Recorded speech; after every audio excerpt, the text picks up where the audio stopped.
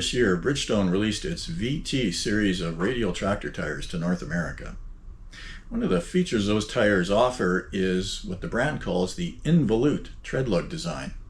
Basically a convex shape to the lug, which gives it more contact area with the soil and allows it to lift up out of the soil more vertically after the tire rotates around. That means it doesn't push any soil rearward, which would increase the rolling resistance of the tire, and that would increase fuel consumption. Another factor that could increase or does increase fuel consumption on tractor radial tires is overinflation. The reason it does that is overinflation minimizes the tire to soil contact area, the footprint essentially, and allows for more wheel spin, and that increases fuel consumption. And a lot of people might be surprised at just how much it increases fuel consumption. Back in 2013, I attended a demonstration at Agritechnica in Germany that revealed just how significant overinflation can be when it comes to fuel consumption. I think it's worth having a look back at that demonstration and the results it showed to demonstrate just how important radial tire inflation is. Take a look.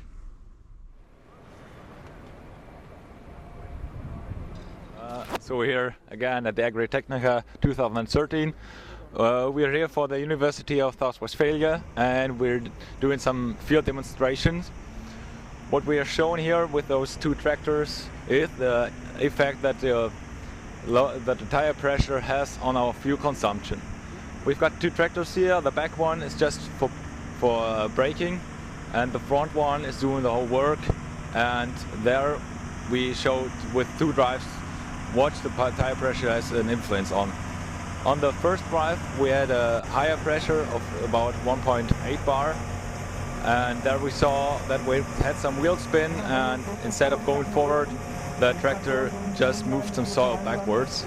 And on the second drive we lowered the pressure, and at about 0.8 bar we did the same driving again with the same braking by the back tractor, and there we just saw the effects that is by a lower tire pressure.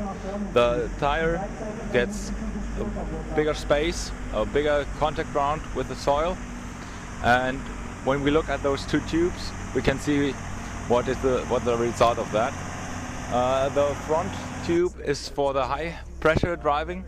There we see that we just used about 38 centimeters out of that tube of fuel, and when we did the second driving we used the fuel out of the back one, of the back tube, and there we just used 34 centimeters, which is a difference at about 11%.